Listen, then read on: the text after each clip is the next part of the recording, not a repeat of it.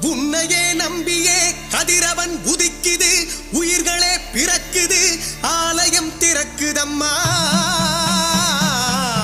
சிவனவன் பாதியே ஜகத்குரு ஜோதியே, தேரிலே எழுந்திடம்மா.